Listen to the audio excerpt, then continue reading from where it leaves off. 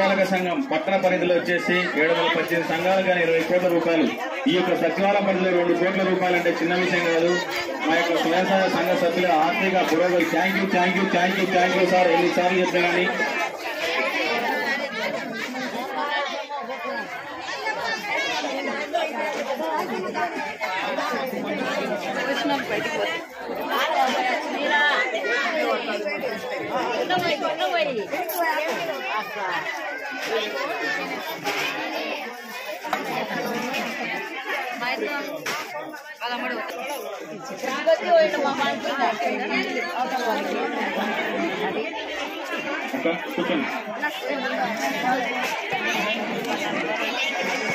పట్టణ సంఘ ప్రెసిడెంట్ కు, ఇక్కడ వచ్చినటువంటి గౌరవ కౌన్సిలర్లకు, వైఎస్ఆర్సీపీ నాయకులకు, మా యొక్క పట్టణ నిర్మాణ సంస్థ సిటీ మిషన్ గారికి ధన్యవాదాలు. Thank you. ఈ యొక్క వైఎస్ఆర్ 4వ విడత సంబరాలు ఈ యొక్క సచివాలయ పరిధిలో ముగించబడినది. అందరికీ ధన్యవాదాలమ్మా. ధన్యవాదాలు. Thank you. పెద్దలందరికీ ముందుగా నా నమస్కారాలు.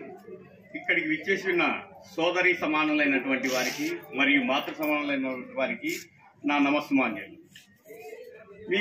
మీ అందరూ ఇక్కడికి ఎందుకు వచ్చారంటే ఒక్కరు కూడా సమాధానం చెప్పాలా. 1, 2, 3 అడిగారు. నేను కూడా మళ్ళొకసారి అడుగుతా ఉన్నా, అసలు మీరు ఇక్కడికి ఎందుకు వచ్చారు?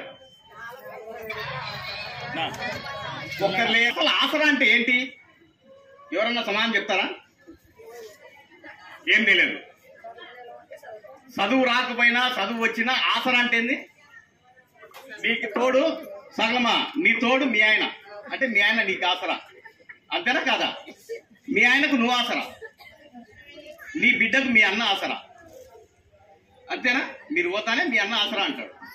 కానీ మీ అన్న అంటే నీ బిడ్డకు అన్న వడిబియ్యం పోయాలి, పోస్తా ఉంటాడా? ఏమని అర్థం? పుట్టింటి నుంచి నాకు అంతో ఇంతో వస్తా ఉంది ఆశ. ఆసరా అంటే తోడు. నాకు ఫలానా వాళ్ళు ఉన్నారు, ఫలానా నాకు నీడా తోడు అన్నీ ఉన్నాడు, మా అన్న అన్నాడు, మా అక్కది, మా నాయన అన్నాడు అని అనుకోడు. కానీ ఇక్కడ మీ అందరికీ జగనన్న తోడుగా అన్నాడు.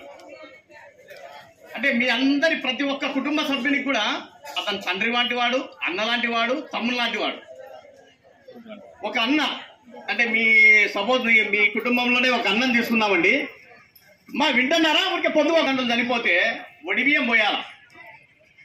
వడిబియ్యం పోయాలంటే ఇందులో పోయించుకునే వాళ్ళు చాలా మంది ఉన్నారు. ఇక్కడ ఈ సభలో కూడా ప్రతి సంవత్సరం పోయించే వాళ్ళు చాలా తక్కువ. ఏదో గుండె కుటుంబం ఉంది, ఇక్కడ మధ్యతరగతి కుటుంబం ఉంది, బీద కుటుంబం ఉంది. కానీ ప్రతి కుటుంబం కూడా వడిబియ్యం పోస్తుంది ఆడపిల్లలు. కానీ ఆ వడిబియ్యం పోసే దాంట్లో ఏమవుతుంది? పోస్తాడు సొంతం అన్న, రక్త సంబంధమైనటువంటి అన్న కూడా ఏమంటాడు తెలుసా? మే కష్టం ఉంది, పొలాలు సరిగా పండలే, నెక్స్ట్ మునేడు పెడతానులే, వచ్చే ఏడు పెడతానులే అంటాడు. కానీ ఆ ఏడు కూడా పెడతాడా అనుకుంటే పెడతాడు. 4వ విడత మనకు అందరికీ సక్రమంగా జగనన్న పంచాడు. ఈ 4వ విడత పంచేటప్పుడు ఎలక్షన్స్ వస్తాయి. యాక్చువల్ గా మీకు ఇవ్వాల్సింది ఎప్పుడు? ఏప్రిల్లో వస్తాయని చెప్పేసి మీకు ముందుగానే ఎందుకు ఇచ్చాడు అనే ఉద్దేశం. అంటే మీ పైన బాధ్యత. ఒక మగవానికి ఇస్తే డబ్బు బ్రాంచ్ షాప్కి పోతుంది, లేదా ఇంకో దానికి పోతుంది, ఇంకోసారి. కానీ ఆడవాళ్ళకి ఇస్తే జమ చేసుకుంటారు, కూడబెట్టుకుంటారు. సరే మీరు బంగారు కొంటారా, వెండి కొంటారా, ఇంకోటి కొంటారా, పిల్లలు చదువులకు పెడతారా, అది తర్వాత విషయం. కానీ మీరు ఆ డబ్బును ఖచ్చితంగా సద్వినియోగం చేసుకుంటారు. ముఖ్య ఉద్దేశంలో జగనన్న మీకు ఈ పథకం ఇవ్వడానికి నవరత్నాల్లో భాగం కూడా మీరు గమనించండి. ముఖ్యంగా ఇంట్లో స్త్రీ మహిళ హ్యాపీగా ఉంటే కుటుంబం అంతా కూడా హ్యాపీగా ఉంటుంది. మహిళ హ్యాపీగా అంటే కుటుంబం అంతా హ్యాపీగా. మహిళ హ్యాపీగా ఉండేదానికి అన్ని విధాలు కూడా జగనన్న ప్రయత్నం చేస్తూ ఉన్నాడు. కొన్ని చోట్ల నెగిటివ్ ఉంటుంది. మన ఇంట్లోనే మనము అన్ని సక్రమంగా చేసుకోలేము, ఎక్కడో ఒక చోట లోపం ఉంటుంది. అది కూడా లోపం ఏది? అధికార లోపం మాత్రమే ఉంటుంది. ఏది? కింది అధికారులు అక్కడ ఇక్కడ మిస్టేక్ చేస్తూ ఉంటారు. అవి పొరపాట్లు జరుగుతూ ఉంటాయి ప్రతి ఇంట్లో కూడా.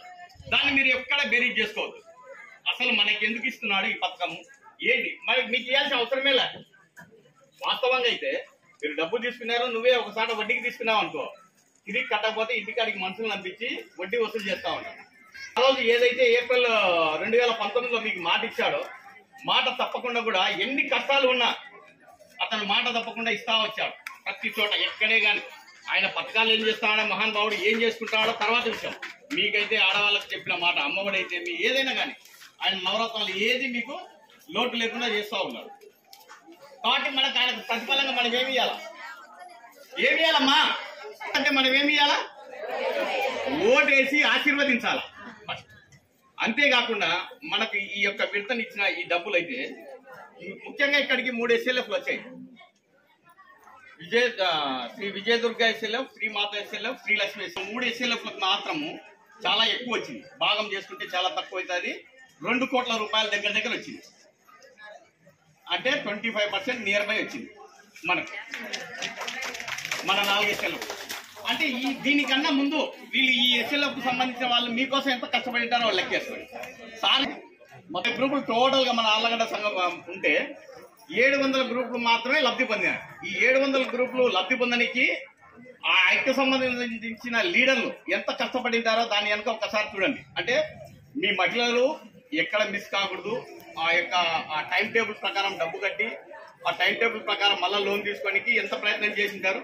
2019 ముందర జగన్ హామీ ఇచ్చిన తర్వాత హామీ నెరవేర్స్తాడా లేదా అని చెప్పేసి చాలా మంది ఆలోచన చేశారు. ఈ ఆలోచనలో భాగంగా ఖచ్చితంగా జగనన్నే వస్తాడు, మా మాట నెరవేరుస్తాడు అని ఆలోచన చేసిన వాళ్ళు కొంతమంది. ఆ కొంతమందిలో వీళ్ళు కూడా కొద్దిగా చేసిన తర్వాతనే మన ఊళ్ళో చాలా సమస్యలు ఉన్నాయి.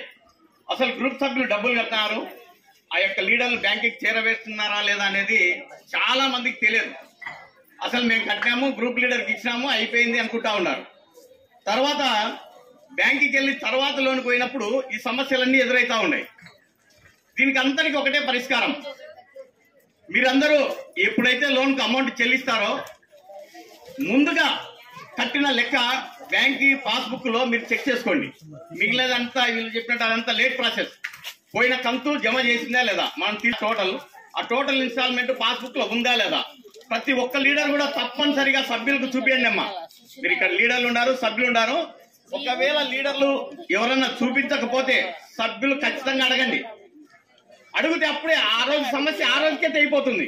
ఫస్ట్ నెలే మనం అంతా పేరు పెట్టుకొని 18 నెలల తర్వాత మన జగనన్న మనం ఎన్నుకోవాలి. ఒక నాయకుడు ఉత్తమంగా ఉండాలి. మన ఎగ్జాంపుల్ గతంలో చంద్రబాబు నాయుడు కూడా మీకు పథకాలు ఇచ్చాడు, ఇవ్వలేదని చెప్పలే. ఇచ్చిన పథకం ఏది నెరవేర్చలే. ఏం చేశాడు? మీకు ఊరికే మోసపూరితమైనటువంటి భరోసాను ఇస్తా ఉన్నాడు. మంచి ఉత్తముని పోగొట్టుకోవద్దు. ఆయన ఏం తంటాలు కొడతాడో పైన మహానుభావుడు. మనకైతే మన మాట తప్పకుండా మనకన్నిటిని కూడా లబ్ధి పరుస్తా ఉన్నాడు. ఈ 4